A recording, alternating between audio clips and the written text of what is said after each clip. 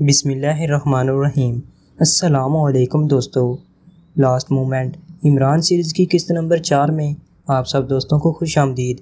Series کی طرف بڑھنے سے پہلے آپ سب دوستوں سے گزارش ہے کہ اردو صفحہ چینل کو لازمی سے سبسکرائب کر لیں اور بیل کو ضرور پریس کر دیں۔ عمران جیسے ہی پہاڑی غار نما کمرے میں داخل ہوا، اس کے ساتھ ہی بے اختیار چونک پڑے۔ کچھ معلوم ہوا عمران صاحب شاگل سے؟ صفدر نے بے چین سے لہجے میں کہا، نہیں، وہ مکمل طور پر لا علم ہے۔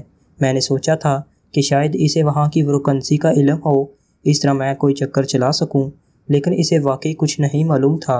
عمران نے اپنے ساتھیوں کے ساتھ دری پر بیٹھتے ہوئے کہا، پھر کیا کیا اس شاگل کا؟ جولیا نے پوچھا۔ کچھ نہیں، اسے کہیں دور پہنچا دیا جائے گا، عمران نے الجھے ہوئے لہجے میں کہا۔ لیکن کیوں؟ اسے گولی کیوں نہیں ماری گئی؟ تنویر نے الجھے ہوئے لہجے میں کہا۔ نہیں، وہ کافرستان کا بہت بڑا عہدیدار ہے، اس کی موت تو ایک طرف، اس کی گمشدگی سے ہی ایک بڑا طوفان اٹھ کھڑا ہوگا اور اس سارے علاقے کو فوج نے گھیر لینا ہے۔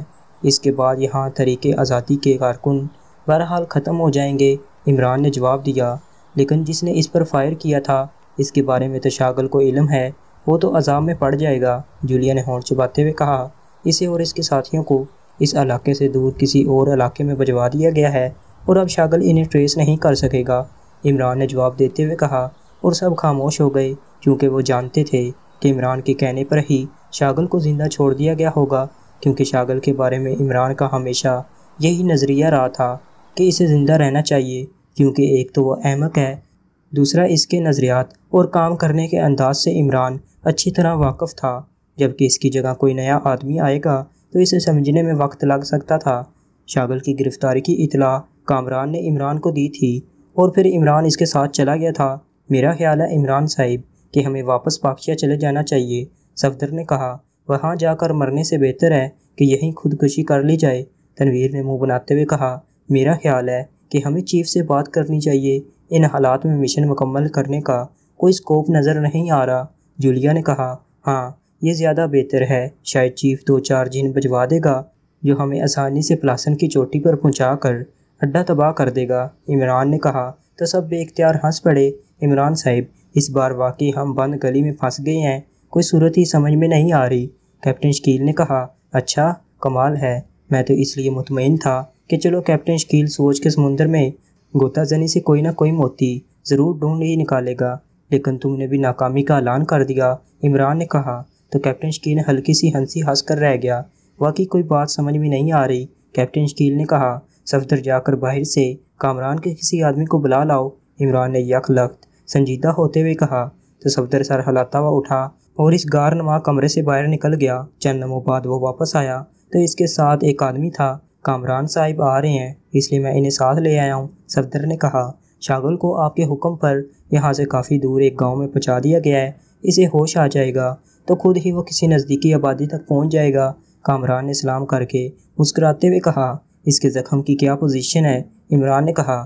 وقتی طور پر تو ٹھیک کر دیا گیا تھا، باقی علاج وہ خود کرا لے گا، کامران نے جواب دیا۔ ٹھیک ہے، تم سے میں نے ایک ضروری بات کرنی ہے، کیا اس وقت کوئی ایسا فون مل سکتا ہے کہ جس سے ہونے والی بات چیت راستے میں کیچ نہ ہو سکے؟ عمران نے کہا۔ جی ہاں، ہمارے پاس اسپیشل RH فون موجود ہے، کامران نے اس بات میں سر ہلاتے ہوئے کہا۔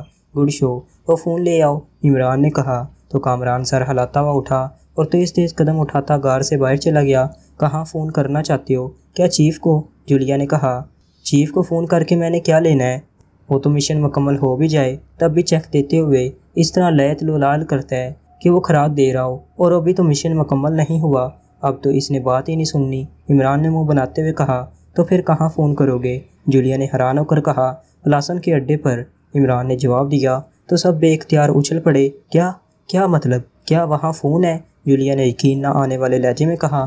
وہ مواصلاتی اڈا ہے، وہاں مواصلاتی مشین پر کام ہو رہا ہے، بڑے بڑے مواصلاتی سائنسدان وہاں کام کرتے ہیں، اس لیے لامحالہ ان کا تعلق کسی سیٹلائٹ سے ہوگا اور یقیناً فون بھی ہوگا، عمران نے کہا۔ لیکن اس کا نمبر کیسے معلوم ہوگا؟ جولیا نے مزید حیرت بھرے لہجے میں کہا۔ انکوائری سے، عمران نے بڑے معصوم سے لہجے میں کہا۔ جولیا آنکھیں نکالتی رہ گئی، جبکہ صفدر بے اختیار ہنس پڑا۔ اس کا کام اب بس فون کرنا ہی رہ گیا ہے، کام اس سے نہیں ہوتا، اور مجھے یقین ہے کہ اس مشن کی ناکامی کے بعد اس سے ہمیشہ کے لیے جان چھوٹ جائے گی۔ تنویر نے منہ بناتے ہوئے کہا، واہ، یہ تو واقعی خوشخبری ہے، اللہ تعالیٰ تمہاری زبان مبارک کرے۔ عمران نے اس طرح خوش ہوتے ہوئے کہا جیسے تنویر نے واقعی کوئی بڑی خوشخبری سنا دی ہو۔ کیا مطلب؟ یہ خوشخبری کیسے بن گئی؟ تنویر نے توقع کے مطابق حیرت بھرے لہجے میں کہا، ظاہر ہے بھائی کے کندھوں پر بہن کا بوجھ ہوتا ہے، اور بہن کی شادی کے بعد بھائی یہی کہہ سکتا ہے کہ چلو ہمیشہ کے لیے جان چھوٹی۔ عمران نے کہا تو جولیا کا چہرہ یک لخت سرخ ہو گیا، جبکہ صفدر بے اختیار ہنس پڑا۔ یہی خواب دیکھتے مر جاؤ گے، تنویر نے کسیلے لہجے میں کہا۔ تنویر، ہوش میں رہ کر بات کیا کرو، سمجھے؟ جولیا نے تنویر پر آنکھیں نکالتے ہوئے کہا۔ ظاہر ہے وہ عمران کی موت کے بارے میں تنویر کے یہ ریمارکس کیسے برداشت کر سکتی تھی، لیکن اس سے پہلے کہ مزید کوئی بات ہوتی، کامران اندر داخل ہوا تو اس کے ہاتھ میں ایک کارڈلیس فون پیس تھا۔ اس نے کارڈلیس فون پیس عمران کی طرف بڑھا دیا۔ اس کا لنک کس کے ساتھ ہے؟ عمران نے کارڈلیس فون پکڑتے ہوئے کہا۔ کافرستانی مواصلاتی سیارے کے ساتھ، کامران نے مسکراتے ہوئے کہا تو عمران بے اختیار ہنس پڑا۔ گڈ شو، یہ ہوئی نا بات، بہرحال اسی خوشی میں ہمیں چائے پلائی جائے، عمران نے کہا تو کامران مسکراتا ہوا مڑا اور واپس چلا گیا۔ عمران نے فون آن کیا اور نمبر پریس کرنے شروع کر دیے۔ آخر میں اس نے لاؤڈر کا بٹن بھی آن کر دیا۔ یس، ایک مردانہ آواز سنائی دی۔ علی عمران، MSc DSc اکسن بول رہا ہوں، عمران نے کہا۔ او عمران صاحب آپ، میں ناٹران بول رہا ہوں، آج کیسے یاد کیا ہے آپ نے؟ دوسری طرف سے قدرے بے تکلفانہ لہجے میں کہا گیا۔ وزارت مواصلات میں تمہارا کوئی آدمی ہے؟ عمران نے کہا۔ وزارت مواصلات میں؟ نہیں، اس سے تو آج تک کبھی کام ہی نہیں پڑا۔ کیوں؟ آپ بتائیں تو صحیح کہ مسئلہ کیا ہے، ناٹران نے کہا۔ میں اس وقت مقبوضہ وادی مشکبار کے ایک چھوٹے سے قصبے سے بول رہا ہوں، عمران نے کہا، اور اس کے ساتھ ہی اس نے مختصر طور پر مشن کے بارے میں بھی بتا دیا۔ او ہاں، مجھے اطلاع مل گئی تھی کہ وادی مشکبار میں ایمرجنسی حالات نافذ کر دیے گئے ہیں، لیکن میں سمجھا کہ کوئی بات ہو گئی ہوگی، لیکن یہ علم نہ تھا کہ آپ وہاں اس قدر اہم مشن کی تکمیل کے لیے کام کر رہے ہیں۔ بہرحال میں سمجھ گیا ہوں، آپ چاہتے ہیں کہ پلاسن کی اڈی پر جو مواصلاتی اڈا ہے اس کے بارے میں تفصیلات معلوم کی جائیں۔ ناٹران نے کہا، اللہ تمہارا بھلا کرے، لوگوں کے تو ماں باپ عقل مند ہوتے ہیں، لیکن تم خود عقل مند ہو، عمران نے جواب دیا تو ناٹران بے اختیار ہنس پڑا۔ آپ جب کسی کو عقل مند کہتے ہیں تو بیچاری عقل یقیناً شرما جاتی ہوگی۔ بہرحال آپ کس نمبر پر بات کر رہے ہیں؟ ناٹران نے ہنستے ہوئے کہا، نمبر کو چھوڑو، یہ بتاؤ کہ کیا تم اس بارے میں معلومات حاصل کر سکتے ہو یا نہیں؟ عمران نے کہا، جی ہاں، کام تو بہرحال میں کروں گا، اور مجھے یقین ہے کہ میں صرف 2 گھنٹوں کے اندر کچھ نہ کچھ کامیابی ضرور حاصل کر لوں گا، کیونکہ کافرستان کے دفاتر میں رشوت کا بازار گرم رہتا ہے، اس لیے بھاری رقم کے عوض یہاں سے سب کچھ خریدا جا سکتا ہے۔ ناٹران نے جواب دیا، اوکے، میں 2 گھنٹے بعد تمہیں خود دوبارہ فون کروں گا، عمران نے کہا، اور اس کے ساتھ اس نے فون آف کر کے اسے نیچے رکھ دیا۔ تھوڑی دیر بعد کامران نے چائے بھجوا دی اور وہ سب چائے کے ساتھ ساتھ گپ شپ میں مصروف ہو گئے۔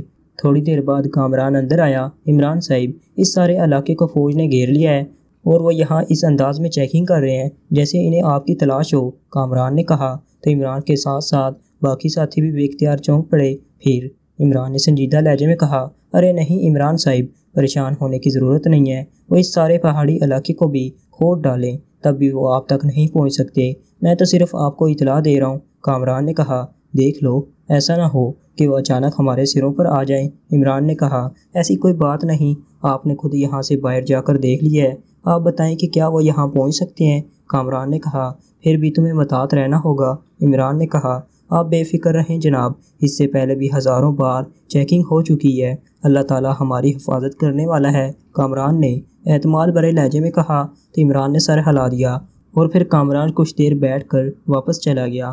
اگر ناٹران اس اڈے کے بارے میں معلومات حاصل کر بھی لے گا تو اصل مسئلہ تو پھر بھی وہی رہ جائے گا کہ وہاں تک پہنچا کیسے جائے، جولیا نے کہا۔ ایسے اڈوں کے کئی راستے رکھے جاتے ہیں اور مجھے یقین ہے کہ اس کا بھی کوئی نہ کوئی خفیہ راستہ ایسا ہوگا جسے پہاڑی کے اندر سے ہٹایا گیا ہوگا تاکہ اگر انتہائی خطرہ ہو تو اس راستے سے لوگوں کو نکالا جا سکے، عمران نے کہا، اور سب نے اس بات میں سر ہلا دیے۔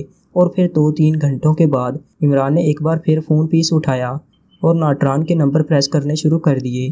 آخر میں اس نے لاؤڈر کا بٹن بھی پریس کر دیا، کیونکہ فون آف کرتے ہی لاؤڈر خود بخود آف ہو جاتا تھا۔ یس، رابطہ قائم ہوتے ہی ناٹران کی آواز سنائی دی، اب بار بار کیا تعارف کراؤں، مجھے شرم آتی ہے، کتنی لمبی چوڑی ڈگریاں بتاتا رہوں لیکن سننے والے کے کان پر جوں تک نہیں رینگتی، عمران نے مسکراتے ہوئے کہا۔ عمران صاحب کام نہیں ہو سکا کیونکہ پلاسن پہاڑی کی چوٹی پر بنائے جانے والے مواصلاتی سینٹر کی فرم پرائم منسٹر کی تحویل میں ہے اور سینٹر پرائم منسٹر صاحب نے ہی خود کسی غیر ملکی فرم کے ذریعے اس انداز میں تعمیر کرایا ہے کہ وزارت خارجہ وزارت کے علاوہ کسی کو اس بارے میں کسی تفصیل کا کوئی علم نہیں ہے۔ ناٹوان نے تفصیل بتاتے ہوئے کہا، ٹھیک ہے، ہونا بھی ایسے ہی چاہیے تھا، مجھے پہلے ہی یہ توقع تھی۔ بہرحال تم یہ معلوم کرو کہ MV3 ٹاپ ہیلی کاپٹر رابندر 2 نامی ایئر بیس کے علاوہ اور کسی اڈے میں موجود ہیں یا نہیں، اور یہ بھی معلوم کرو کہ MV3 ہیلی کاپٹر سے ملتا جلتا ہیلی کاپٹر اور کوئی ہے، اگر ہے تو وہ کہاں موجود ہے۔ عمران نے کہا، ٹھیک ہے، میں معلوم کراتا ہوں، یہ کام جلدی ہو جائے گا۔ تقریباً نصف گھنٹے کے اندر ناٹوان نے جواب دیا، اوکے، میں تمہیں فون کر لوں گا، عمران نے کہا، اور ایک طویل سانس لے کر اس نے فون آف کر دیا۔ عجیب گورکھ دھندے میں پھنس گئے ہیں اور وقت تیزی سے گزرتا چلا جا رہا ہے، عمران نے بڑبڑاتے ہوئے کہا۔ اس بار واقعی ذہن بھی کام نہیں کر رہا، جولیا نے کہا۔ کیوں نہیں کر رہا؟ یہاں سے نکلو اور کافرستان کے دارالحکومت چلو، وہاں جا کر کافرستان کے صدر یا وزیر اعظم کو یرغمال بنا لیتے ہیں، پھر دیکھو کس طرح مشن مکمل ہوتا ہے۔ تم کوئی کام کرو بھی تو، تنویر نے جلائے ہوئے لہجے میں کہا۔ ایسی باتیں مت کیا کرو تنویر، جنہیں سننے کے بعد یہ محسوس ہو کہ تم ذہنی طور پر ابھی بچے ہو، جولیا نے غصیلے لہجے میں کہا۔ یہ اپنی عمر کم ظاہر کرنے کے لیے ایسے باتیں کرتا ہے، عمران نے مسکراتے ہوئے کہا۔ تو اس بار جولیا اور صفدر دونوں بے اختیار ہنس پڑے اور پھر آدھے گھنٹے تک وہ ایسی ہی ہلکی پھلکی باتیں کرتے رہے۔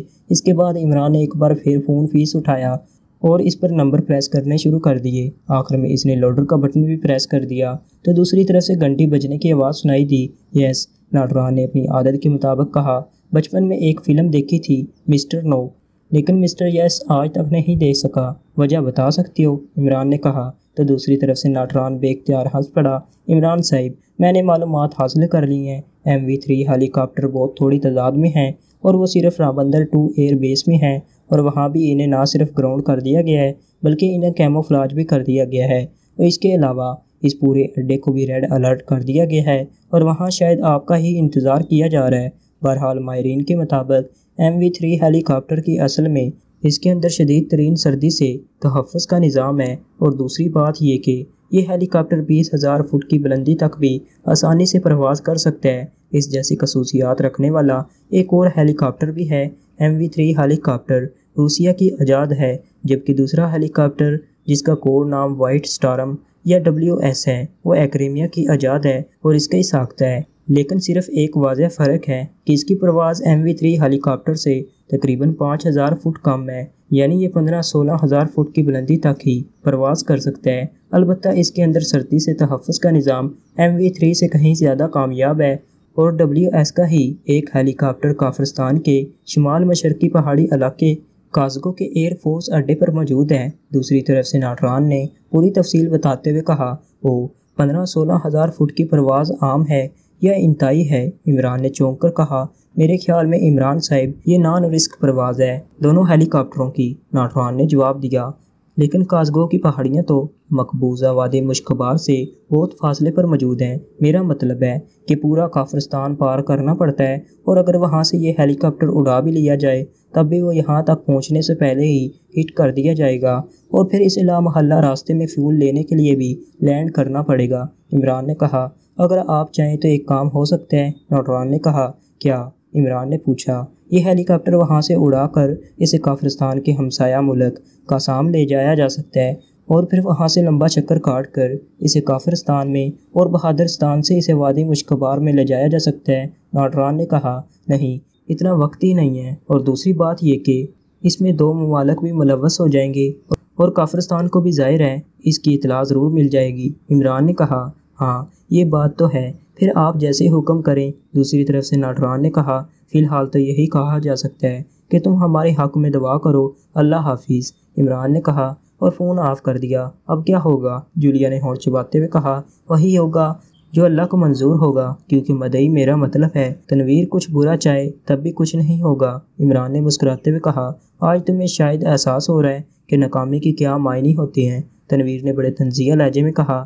ناکامی کا لفظ میں نے اپنی لغت سے نکال کر اسے گٹر میں پھینک دیا تھا، لیکن شاید اب اسے دوبارہ نکال کر دھو دھا کر واپس لغت میں رکھنا پڑے گا۔ عمران نے مسکراتے ہوئے جواب دیا، عمران صاحب پھر تو اس کے سوا اور کوئی حل نہیں ہے کہ ہم انتہائی طاقتور بم اس پہاڑی پر مار دیں، اس سے اور کچھ ہو نہ ہو بہرحال کوئی نہ کوئی حرکت تو ہوگی، شاید اس طرح کوئی راستہ ہی نکل آئے۔ کیپٹن شکیل نے کہا، صفدر کامران کو بلاؤ۔ کیپٹن شکیل کی بات سے میرے ذہن میں ایک آئیڈیا آیا ہے، شاید کام بن جائے، عمران نے کہا۔ تو صفدر اٹھا اور تیز تیز قدم اٹھاتا غار کے دہانے کی طرف بڑھ گیا۔ تھوڑی دیر بعد وہ کامران کے ساتھ واپس آ گیا۔ کیا پوزیشن ہے فوجی چیکنگ کی؟ عمران نے کامران سے پوچھا۔ وہ اپنی پوری تسلی کر کے واپس چلے گئے ہیں، کامران نے مسکراتے ہوئے کہا۔ اچھا بیٹھو اور میری بات غور سے سنو، عمران نے کہا، اور کامران اس کے سامنے دری پر بیٹھ گیا۔ یہاں سے قریب ترین ایسا کوئی فوجی اڈہ ہے جہاں جنگی طیارے موجود ہوں؟ عمران نے کہا، جنگی طیارے وہ تو قازقو وادی کے اڈے میں ہوتے ہیں، یہاں سے تقریباً 50 کلومیٹر کے فاصلے پر ہے، کامران نے جواب دیا۔ کس قسم کے جنگی طیارے ہیں یہ؟ عمران نے پوچھا۔ مجھے ان کا تکنیکی کام تو معلوم نہیں، البتہ اگر آپ کہیں تو میں معلوم کر سکتا ہوں، کامران نے کہا۔ کیسے معلوم کرو گے؟ عمران نے پوچھا۔ قازقو وادی میں ہمارا ایک خفیہ سینٹر موجود ہے، بلکہ ہمارا ایک خاص آدمی اس اڈے میں بھی ہے، وہ کنٹرول آفس میں کام کرتا ہے، اس سے فون پر بات کرتا ہوں، کامران نے کہا۔ کیا فون کال چیک نہیں ہو جائے گی؟ عمران نے چونک کر پوچھا۔ جی نہیں، میں نے بتایا ہے کہ یہ خصوصی ساخت کا فون ہے اور ایسا ہی فون پیس اس کے پاس بھی موجود ہے۔ ویسے تو اس کا نام سورج سنگھ ہے، لیکن دراصل وہ مسلمان ہے اور اس کا نام گل شاہ ہے، کامران نے کہا۔ اس سے بات کرو اور پھر میری بات کراؤ اس سے، عمران نے کہا۔ تو کامران نے اس بات میں سر ہلاتے ہوئے فون پیس اٹھایا اور اس پر نمبر پریس کرنے شروع کر دیے۔ لاؤڈر کا بٹن بھی آن کر دو، عمران نے کہا۔ تو کامران نے اس بات میں سر ہلاتے ہوئے لاؤڈر کا بٹن آن کر دیا۔ تھوڑی دیر بعد دوسری طرف سے فون اٹینڈ کر لیا گیا۔ یس، سورج سنگھ بول رہا ہوں، ایک بھاری سی آواز سنائی دی۔ او سوری، رانگ نمبر، کامران نے کہا اور اس کے ساتھ ہی اس نے فون آف کر دیا۔ اب وہ اپنے خصوصی فون پیس کو آن کرے گا اور پھر گفتگو محفوظ ہو جائے گی، کامران نے کہا، اور عمران نے اس بات میں سر ہلا دیا۔ تھوڑی دیر بعد کامران نے ایک بار پھر نمبر پریس کرنے شروع کر دیے۔ سورج سنگھ بول رہا ہوں۔ اس بار رابطہ ہوتے ہی دوسری طرف سے وہی آواز سنائی دی کہ KS1 بول رہا ہوں، کامران نے کہا۔ او اچھا، میں گل شاہ ہوں۔ اس بار دوسری طرف سے مسکراتے ہوئے کہا گیا، گل شاہ، ریڈ لائٹ کے بارے میں تمہیں اطلاعات مل چکی ہوں گی، کامران نے کہا۔ ہاں، کیوں؟ دوسری طرف سے چونک کر پوچھا گیا۔ ریڈ لائٹ اپنے ساتھیوں سمیت یہاں میرے پاس موجود ہیں اور وہ تم سے بات کرنا چاہتے ہیں، کامران نے کہا۔ ریڈ لائٹ، تمہارا مطلب ہے کہ علی عمران صاحب ان کی بات کر رہے ہو نا؟ اس بار دوسری طرف سے انتہائی جوشیلے لہجے میں کہا گیا اور عمران بے اختیار مسکرا دیا۔ ہاں وہی، کامران نے جواب دیا۔ او، یہ تو میری خوش قسمتی ہوگی، دوسری طرف سے کہا گیا۔ ہیلو شاہ صاحب، یہ آپ کی مہربانی ہے کہ آپ میرے بارے میں ایسے خیالات رکھتے ہیں، لیکن میرے پاس وقت بے حد کم ہے، اس لیے تفصیلی بات نہیں ہو سکتی۔ آپ یہ بتائیں کہ آپ کے اڈے میں کس ٹائپ کے جنگی طیارے موجود ہیں؟ عمران نے انتہائی سنجیدہ لہجے میں کہا۔ جنگی طیارے 2 ٹائپ کے ہیں سر، S1 اور کراس بلیو 1، گل شاہ نے جواب دیتے ہوئے کہا۔ تو عمران کے چہرے پر ہلکی سی مایوسی کے تاثرات ابھر آئے، کیونکہ جو کچھ وہ سوچ رہا تھا اس سے یہ دونوں طیارے اس کے کام نہیں آ سکتے تھے۔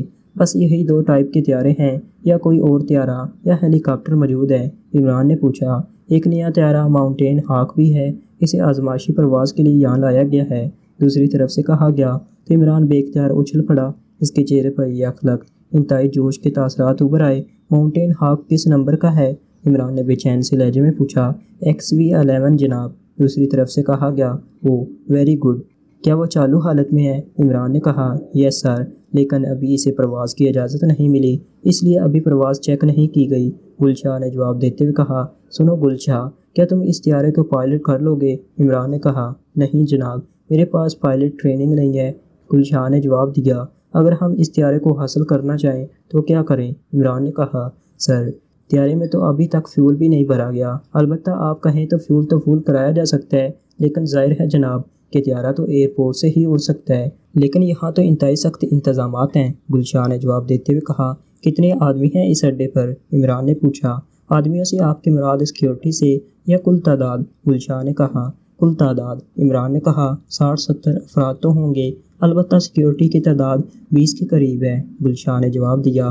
کمانڈر کون ہے؟ عمران نے پوچھا۔ ایئر کمانڈر جے سنگھ، دوسری طرف سے کہا گیا، کیا تم مجھے اس اڈے سے باہر کسی جگہ مل سکتے ہو؟ عمران نے کہا، یس سر، ساتھ ہی چھوٹا سا قصبہ ہے، وہاں ہوٹل ہے، ہم سب وہاں آتے جاتے رہتے ہیں۔ گلشاہ نے کہا، ہم وہاں پہنچ رہے ہیں، تم ہمیں اس ہوٹل کا پتہ بتا دو۔ عمران نے کہا، جناب ایک ہی ہوٹل ہے، کاسموس ہوٹل، ایک ریٹائرڈ فوجی نے کھولا ہوا ہے، اب کب تک پہنچ جائیں گے؟ گلشاہ نے کہا، اسے بتاؤ۔ عمران نے فون پیس کامران کی طرف بڑھاتے ہوئے کہا، گلشاہ میں کامران بول رہا ہوں، میں عمران صاحب اور ان کے ساتھیوں کے ساتھ آؤں گا، ہم کل صبح وہاں پہنچ جائیں گے۔ کامران نے کہا، ٹھیک ہے، میں کل صبح سے پہلے وہاں پہنچ جاؤں گا، تمہارے آنے کی وجہ سے شناخت کا بھی کوئی مسئلہ نہ رہے گا۔ گلشاہ نے کہا، اوکے، اللہ حافظ۔ کامران نے کہا، اور اس کے ساتھ ہی اس نے فون آف کر دیا۔ ماؤنٹین ہاک جیسا جدید ترین طیارہ، یہ تو میرے ذہن میں نہ تھا کہ ایسا طیارہ بھی یہاں قریب ہی مل سکتا ہے، ویری گڈ۔ میرا خیال ہے کہ آخر کار اللہ تعالیٰ کو ہم پر رحم آ ہی گیا ہے، عمران نے مسکراتے ہوئے کہا، لیکن عمران صاحب، طیارہ تو چوٹی کے اوپر سے گزر جائے گا، آپ کیا کریں گے؟ صفدر نے حیرت بھرے لہجے میں کہا، یہی بات میں بھی سوچ رہا ہوں کہ اس طیارے سے ہم زیادہ سے زیادہ اس چوٹی کی سیر ہی کر سکیں گے، اور کیا ہوگا؟ تنویر نے کہا، میرا خیال ہے کہ عمران صاحب اس پر کوئی طاقتور بم فائر کرنا چاہتے ہیں۔ کیپٹن شکیل نے کہا تو عمران بے اختیار مسکرا دیا۔ ماؤنٹین ہاک طیارے میں ایک صفت ہے کہ اس کی رفتار انتہائی کم بھی کی جا سکتی ہے اور انتہائی تیز بھی، اور اس طیارے میں 3X105 ٹاپ میزائل گنیں بھی موجود ہوتی ہیں۔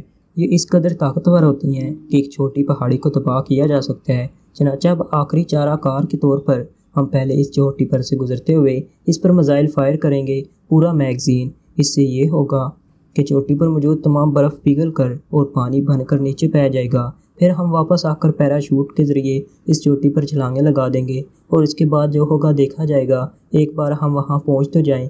عمران نے بتاتے ہوئے کہا، لیکن سب ساتھی ہونٹ پیچھے خاموش رہے۔ عمران صاحب، پھر میں تیاری کروں وہاں جانے کی؟ کامران نے کہا، ہاں۔ عمران نے کہا تو کامران اٹھا اور سر ہلاتا ہوا واپس مڑا۔ یہ کیا احمقانہ منصوبہ سوچا ہے تم نے؟ کیا تمہارا دماغ تو خراب نہیں ہو گیا؟ طیارے سے پیراشوٹ کے ذریعے پہاڑی پر چھلانگیں لگانے اور برف کو پگھلا کر پانی بنا دیں گے؟ نان سینس، کیا ہوا ہے تمہیں؟ کامران کی باہر جاتے ہی جولیا نے آنکھیں نکالتے ہوئے کہا، ہاں عمران صاحب، یہ واقعی احمقانہ منصوبہ ہے۔ صفدر نے کہا، ہاں، اب جب عقل ساتھ چھوڑ جائے تو پھر تم کیا چاہتی ہو؟ کیا کیا جا سکتا ہے؟ اس کا کوئی جواب دو گے تم مجھے؟ عمران نے کہا، نہیں، بلکہ سچ بتاؤ کہ تمہارے ذہن میں کیا پلان ہے؟ یہ تو شاید کامران ہونے کی وجہ سے تم نے یہ وجہ بتائی ہے۔ جولیا نے کہا، تو اور کیا بتاؤں؟ اب زیادہ سے زیادہ یہی ہو سکتا ہے۔ عمران نے منہ بناتے ہوئے کہا، بس بس بس، زیادہ ڈرامہ کرنے کی ضرورت نہیں ہے، اصل بات بتاؤ۔ جولیا نے مسکراتے ہوئے کہا، ماؤنٹین ہاک طیارے سے ہم رابندر 2 پہنچیں گے اور پھر وہاں سے MV3 ہیلی کاپٹر اڑائیں گے، اس کے علاوہ اور کوئی چارہ نہیں ہے۔ عمران نے کہا تو سب بے اختیار اچھل پڑے۔ اوہو، واقعی، یہ واقعی بہترین حل ہے، ویری گڈ، سب نے اچھلتے ہوئے کہا، اور اس کے ساتھ ہی سب نے اس انداز میں سر ہلا دیے جیسے یہ بات اب ان سب کی سمجھ میں آ گئی ہو۔ ملٹری انٹیلیجنس کا چیف کرنل ٹھاکر لکڑی کے بنے ہوئے ایک موٹے سے احاطے میں کسی زخمی شیر کی طرح ٹہل رہا تھا۔ لکڑی کا یہ احاطہ کشنور نامی پہاڑی کے دامن میں واقع ایک چھوٹے سے پہاڑی قصبے سے کچھ فاصلے پر بنا ہوا تھا۔ احاطے کے اندر ایک طرف ایک چھوٹا سا ہیلی کاپٹر بھی موجود تھا۔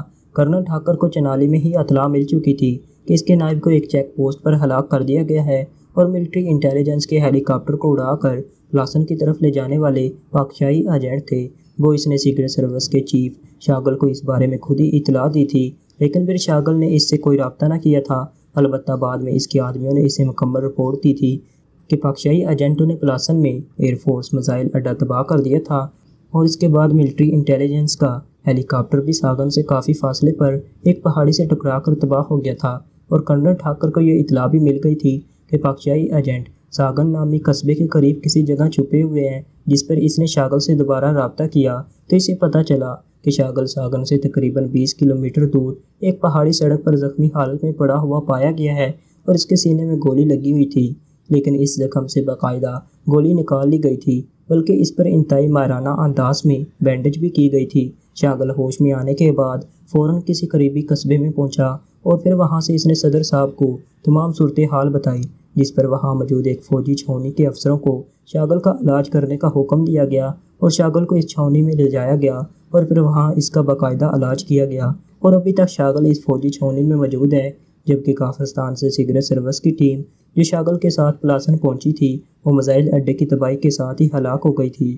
اور پھر صدر مملکت نے خصوصی طور پر ان پاکشاہی ایجنٹوں کو ہلاکت کرنے کا ٹاسک کرنل ٹھاکر کے ذمہ لگا دیا تھا اور اسے حکم دیا تھا کہ وہ فوج کی مدد سے ساگن کی ناکہ بندی کر کے وہاں سے انہیں برآمد کرائیں اور انہیں ہلاک کر دیں۔ چنانچہ کرنل ٹھاکر چنالے سے کشنوری پہنچا اور اس نے اس احاطہ میں ملٹری انٹیلیجنس کا سب ہیڈ کوارٹر قائم کر کے فوج کی مدد سے ساگن کا گھراؤ کر لیا، لیکن فوج کی زبردست چیکنگ کے باوجود ان پاکشاہی ایجنٹوں کا کہیں سراغ نہ ملا اور فوجی دستے بے نیل و نرام واپس چلے گئے تھے۔ لیکن کرنل ٹھاکر کو یہ یقین تھا کہ یہ لوگ بہرحال یہیں چھپے ہوئے ہیں، کیونکہ وہ جس ہیلی کاپٹر پر آئے تھے وہ بھی ساگن سے کچھ فاصلے پر تباہ ہوا تھا، اور پھر شاگل پر بھی حملہ ساگن میں ہی کیا گیا تھا۔ اور شاگل نے جو کچھ صدر صاحب کو بتایا تھا اس کے مطابق عمران اور اس کے ساتھی یہاں وادی مشکبار کی آزادی کی تحریک کے کسی خفیہ اڈے میں چھپے ہوئے ہیں اور اس نے ان کا سراغ لگا لیا تھا، لیکن پھر اس پر حملہ کر دیا گیا۔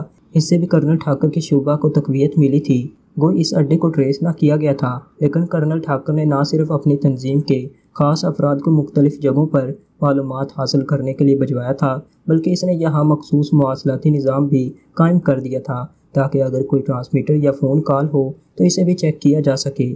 لیکن ابھی تک نہ ہی ان لوگوں کے بارے میں کوئی اطلاع ملی تھی اور نہ ہی کسی فون یا ٹرانسمیٹر کال کے بارے میں کچھ پتہ چلا، اس لیے وہ بے چینی کے عالم میں مسلسل ٹہل رہا تھا، کیونکہ اب صدر صاحب نے تمام تر ذمہ داری براہ راست اس پر ڈال دی تھی اور یہ اس کے لیے ایک لحاظ سے چیلنج تھا۔ لیکن اسے احساس ہو رہا تھا کہ اگر اسی طرح وقت گزرتا رہا تو پھر وہ اس چیلنج کا مقابلہ نہ کر سکے گا۔ وہ یہی باتیں سوچتا ہوا ٹہل رہا تھا کہ اچانک احاطے کا بیرونی دروازہ کھلا تو وہ چونک کر اس طرف دیکھنے لگا۔ دوسرے لمحے وہ اندر آتے ہوئے ایک نوجوان کو دیکھ کر چونک پڑا۔ یہ کیپٹن رمیش تھا، مواصلاتی سینٹر کا انچارج۔ یہ مواصلاتی سینٹر اس احاطے سے ہٹ کر ایک پہاڑی غار میں قائم کیا گیا تھا۔ کیپٹن رمیش کی اس طرح بذات خود آمد سے اسے احساس ہو گیا تھا کہ کوئی اہم بات ہوئی ہے، ورنہ وہ ٹرانسمیٹر پر بھی بات کر سکتا تھا۔ کیا بات ہے کیپٹن رمیش؟ کرنل ٹھاکر نے کیپٹن رمیش کے قریب آتے ہی سرد لہجے میں پوچھا۔ سر، ایک انتہائی خفیہ کال کیچ کی گئی ہے، میں اس بارے میں آپ سے بات کرنے آیا ہوں، کیپٹن رمیش نے مؤدبانہ لہجے میں جواب دیتے ہوئے کہا۔ تو اس کے لیے خود آنے کی کیا ضرورت تھی؟ فون پر بھی تو بات ہو سکتی تھی، کرنل ٹھاکر نے سخت لہجے میں کہا۔ سر، آپ کو بریف کرنا ضروری تھا، کیپٹن رمیش نے اسی طرح مؤدبانہ لہجے میں جواب دیتے ہوئے کہا۔ اچھا بتاؤ کیا رپورٹ ہے؟ کرنل ٹھاکر نے کہا۔ سر، جو کال کیچ کی گئی ہے وہ کافرستان کے اسپیشل مواصلاتی سیٹلائٹ سے منسلک ہے، اس سیٹلائٹ سے جو صرف ریڈ کالز کے لیے مخصوص ہے، رمیش نے جواب دیا۔ تو کرنل ٹھاکر بے اختیار اچھل پڑا۔ Red calls? تمہارا مطلب ہے صرف ٹاپ حکام کی top secret calls? Colonel Thakur نے کہا۔ یس سر، رمیش نے جواب دیا۔ کیا کال ہے بتاؤ؟ کرنل ٹھاکر نے ہونٹ کھینچتے ہوئے کہا۔ سر، ایک فون کال کیچ کی گئی ہے، لیکن اس فون کال میں جو گفتگو ہوئی ہے وہ سمجھی نہیں جا رہی، رمیش نے کہا۔ کیا کوڈ میں ہے؟ کرنل ٹھاکر نے پوچھا۔ نو سر، البتہ فون خصوصی ساخت کا ہے جو الفاظ کو اس انداز میں گڑبڑ کر دیتا ہے کہ لفظ سمجھ میں نہیں آ رہے، لیکن میں نے SRS سسٹم پر اسے مانیٹر کرنے کے لیے کہہ دیا ہے اور مجھے یقین ہے کہ کسی حد تک اس گفتگو کو ہم سمجھ لینے میں کامیاب ہو جائیں گے، رمیش نے کہا۔ تو پھر اب یہاں کیوں آئے ہو؟ پہلے اسے چیک کرتے پھر آتے، کرنل ٹھاکر نے کہا۔ میں یہ بتانے آیا ہوں سر کہ یہ کال ساگن کے علاقے سے کی گئی ہے اور کال کاغذوں میں رسیو کی گئی ہے، اور آپ جانتے ہیں کہ کاغذوں میں ایئر فورس کا خاصا بڑا اڈا موجود ہے جہاں انتہائی جدید ترین جنگی طیارے موجود ہیں، کیپٹن رمیش نے کہا۔ تو کرنل ٹھاکر بے اختیار اچھل پڑا۔ اس کے چہرے پر یک لخت پریشانی کے تاثرات ابھر پڑے تھے۔ ہو پھر تو اس کال کو ضرور سنا جانا چاہیے، یہ بے حد اہم ہے، کرنل ٹھاکر نے کہا۔ یس سر، میرا بھی یہی خیال ہے، کیپٹن رمیش نے کہا۔ اوکے، پھر تم جاؤ اور جیسے ہی اس کال کے بارے میں معلومات حاصل ہوں مجھے بتانا، کرنل ٹھاکر نے کہا۔ تو کیپٹن رمیش نے اس بات میں سر ہلایا اور واپس مڑ گیا، جبکہ کرنل ٹھاکر اب احاطے کے اندر بنے ہوئے کمرے میں جا کر کرسی پر بیٹھ گیا۔ ساگن سے کاغذوں کال کیوں کی گئی ہوگی؟ کرنل ٹھاکر نے بڑبڑاتے ہوئے کہا، اور پھر ایک خیال کے آتے ہی وہ بے اختیار چونک پڑا۔ اس نے جلدی سے سامنے میز پر موجود سرخ رنگ کے فون کا ریسیور اٹھایا اور اس پر 2 نمبر پریس کر دیے۔ یہ نمبر اس کے مواصلاتی سینٹر کے تھے۔ یس، ایک آواز سنائی دی۔ کرنل ٹھاکر بول رہا ہوں، کیپٹن رمیش پہنچ گیا ہے؟ کرنل ٹھاکر نے کہا۔ یس سر، آ رہے ہیں سر۔ یہ لیجیے بات کیجیے سر، دوسری طرف سے کہا گیا۔ ہیلو کیپٹن رمیش، کاغذوں اڈے کے ایئر کمانڈر کا نمبر کیا ہے؟ میں اس سے بات کرنا چاہتا ہوں، کرنل ٹھاکر نے کہا۔ یس سر، میں ابھی دیکھ کر بتاتا ہوں، دوسری طرف سے کہا گیا، اور پھر چند لمحوں کی خاموشی کے بعد نمبر بتا دیا گیا۔ تم اس کال کو چیک کراؤ ہر قیمت پر، کرنل ٹھاکر نے کہا۔ اور کریڈل دبا کر اس نے چند لمحوں بعد ہاتھ ہٹایا تو ٹون آنے پر اس نے تیزی سے نمبر پریس کرنے شروع کر دیے۔ یس کاغذوں MRC سینٹر، ایک مردانہ آواز سنائی دی۔ Chief of military intelligence colonel Thakur بول رہا ہوں، ایئر کمانڈر سے بات کرواؤ۔ کرنل ٹھاکر نے تیز لہجے میں کہا۔ یس سر۔ دوسری طرف سے اس بار مؤدبانہ لہجے میں کہا گیا۔ ہیلو، ایئر کمانڈر جے سنگھ بول رہا ہوں۔ چند لمحوں بعد ایک بھاری سی آواز سنائی دی۔ کرنل ٹھاکر بول رہا ہوں، یہ بتائیں کہ آپ کے اڈے میں کیا MV3 ٹائپ کے ہیلی کاپٹر بھی ہوتے ہیں؟ کرنل ٹھاکر نے کہا۔ MV3 ہیلی کاپٹر؟ او نہیں، وہ تو رابندر 2 ایئر بیس پر موجود ہیں، یہاں تو نہیں ہے۔ اور یہاں تو وہ ہیلی کاپٹر ایک طرف گن شپ ہیلی کاپٹر بھی موجود نہیں ہے، یہاں صرف جنگی طیارے ہیں، دوسری طرف سے کہا گیا۔ اوکے شکریہ، کرنل ٹھاکر نے مطمئن لہجے میں کہا، اور اس کے ساتھ ہی اس نے ریسیور رکھ دیا۔ اب اس کے چہرے پر ایک بار پھر بازاری کے تاثرات ابھر آئے تھے، کیونکہ اب اسے اس کال میں کوئی دلچسپی نہ رہی تھی، کیونکہ اسے معلوم تھا کہ سوائے MV3 ہیلی کاپٹر کے اور کوئی ہیلی کاپٹر یا طیارہ لاسن چوٹی پر موجود اڈے کا کچھ نہیں بگاڑ سکتا۔ لیکن تھوڑی دیر بعد فون کی گھنٹی بج اٹھی تو اس نے ہاتھ بڑھا کر ریسیور اٹھا لیا۔ یس، کرنل ٹھاکر نے تیز لہجے میں کہا۔ کیپٹن رمیش بول رہا ہوں سر، کال کے الفاظ کو کسی حد تک سمجھ لیا گیا ہے، اور یہ کال ایک بار نہیں بلکہ 2 بار کی گئی ہے۔ مکمل طور پر تو سمجھ نہیں آ سکی، لیکن کسی حد تک بات سمجھ میں آ گئی ہے، کیپٹن رمیش نے کہا۔ کیا بات ہوئی ہے؟ کرنل ٹھاکر نے پوچھا۔ سر، وہاں کاغذوں ایئر فورس اڈے میں کوئی جدید ترین طیارہ آزمائشی پرواز کے لیے موجود ہے، جس کا نام ماؤنٹین ہاک ہے۔ اس طیارے کے بارے میں باتیں ہو رہی تھیں، میرا خیال ہے کہ پاکشاہی ایجنٹ اس طیارے کو حاصل کرنا چاہتے ہیں، کیپٹن رمیش نے کہا۔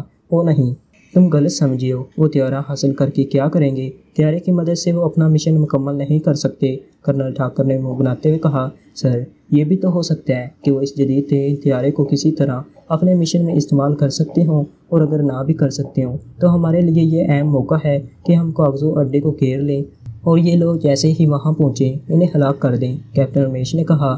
تو کیا یہ بات یقینی ہے کہ یہ لوگ وہاں پہنچیں گے؟ کرنل ٹھاکر نے کہا۔ یس سر، کال سے تو یہی پتہ چلتا ہے، ان کا کوئی آدمی وہاں اڈے پر موجود ہے، کیپٹن رمیش نے کہا۔ لیکن اڈے کی تو اپنی سیکیورٹی ہے، وہ لوگ وہاں سے کیسے طیارہ حاصل کر سکتے ہیں؟ کرنل ٹھاکر نے کہا۔ وہ سیکرٹ ایجنٹ ہیں سر، اس لیے وہ سیکیورٹی سے بھی ٹکرا سکتے ہیں، کیپٹن رمیش نے کہا۔ او پھر ہمیں خود کوئی اقدام کرنا چاہیے، مجھے صدر صاحب کو رپورٹ دینی چاہیے، پھر وہ جیسے حکم دیں۔ اوکے، تم میری کال کا انتظار کرو، کرنل ٹھاکر نے کہا، اور اس کے ساتھ ہی اس نے کریڈل دبایا، اور پھر ہاتھ ہٹانے اور پھر ٹون آنے پر اس نے تیزی سے نمبر پریس کرنے شروع کر دیے۔ President house. رابطہ قائم ہوتے ہی ایک نسوانی آواز سنائی دی۔ Chief of military intelligence colonel Thakur بول رہا ہوں، صدر صاحب کو ایک اہم رپورٹ دینی ہے، کرنل ٹھاکر نے کہا۔ ہولڈ آن کریں، دوسری طرف سے کہا گیا۔ ہیلو، کیا آپ لائن پر ہیں؟ چند لمحوں کی خاموشی کے بعد دوبارہ وہی آواز سنائی دی۔ یس، کرنل ٹھاکر نے کہا۔ صدر صاحب سے بات کریں، دوسری طرف سے کہا گیا۔ سر، میں کرنل ٹھاکر بول رہا ہوں سر، کرنل ٹھاکر نے انتہائی مؤدبانہ لہجے میں کہا۔ یس، کیا بات ہے؟ صدر صاحب نے باوقار لہجے میں پوچھا۔ تو کرنل ٹھاکر نے کال ٹریس ہونے سے لے کر اب تک کی ساری رپورٹ تفصیل سے بتا دی۔ او، تو یہ لوگ وہاں سے ماؤنٹین ہاک طیارہ حاصل کرنا چاہتے ہیں، لیکن کیوں؟ یہ جنگی طیارہ انہیں کیا فائدہ دے سکتا ہے؟ صدر صاحب نے حیرت بھرے لہجے میں کہا۔ یہی بات تو میری سمجھ میں نہیں آ رہی، اگر آپ کہیں تو ہم اس اڈے کے گرد پھیل جائیں اور ان لوگوں کو ہلاک کرنے کی کوشش کریں، کرنل ٹھاکر نے کہا۔ وہاں ایئر فورس سینٹر کے اپنے حفاظتی انتظامات ہیں، تمہاری وہاں موجودگی سے معاملات الجھ بھی سکتے ہیں، اس لیے تم لوگ وہاں مت جاؤ، میں انہیں کہہ دیتا ہوں، وہ ہوشیار ہو جائیں گے، صدر صاحب نے کہا، اور اس کے ساتھ ہی رابطہ ختم ہو گیا۔ تو کرنل ٹھاکر نے ریسیور رکھ دیا، پھر چند لمحوں بعد اس نے ریسیور دوبارہ اٹھایا اور 2 نمبر پریس کر دیے۔ یس سر، دوسری طرف سے کیپٹن رمیش کی آواز سنائی دی۔ کرنل ٹھاکر بول رہا ہوں، میری صدر صاحب سے بات ہو گئی ہے، انہوں نے ہمیں وہاں جانے سے منع کر دیا ہے، انہوں نے کہا ہے کہ ہماری وہاں موجودگی سے معاملات الجھ سکتے ہیں، اس لیے وہ اس اڈے کی سیکیورٹی کو مزید الرٹ کر دیں گے، البتہ اور کوئی کال ہو تو تم نے اسے چیک کرنا ہے، کرنل ٹھاکر نے کہا۔ یس سر، کیپٹن رمیش نے کہا، اور کرنل ٹھاکر نے اوکے کہہ کر ریسیور رکھ دیا۔ تو دوستو، اس کے ساتھ ہی آج کی یہ قسط یہیں ختم ہوتی ہے، لیکن دوستو ٹھہریے، کیا عمران اور اس کے ساتھی لا علمی میں اس اڈے پر پہنچ جائیں گے؟ اور کیا یہ لوگ اس اڈے کی سیکیورٹی سے بچ پائیں گے اور طیارہ حاصل کرنے میں کامیاب ہو پائیں گے؟ یہ سب کچھ جاننے کے لیے اردو صفحہ چینل کو لازمی سبسکرائب کر لیں اور بیل کو ضرور پریس کریں۔ یہ سب کچھ جاننے کے لیے اس سیریز کی اگلی ایپیسوڈ دیکھنا مت بھولیے، اس کے لیے اردو صفحہ چینل کو لازمی سے سبسکرائب کر لیں اور بیل کو ضرور پریس کر دیں۔ شکریہ اینڈ اللہ حافظ۔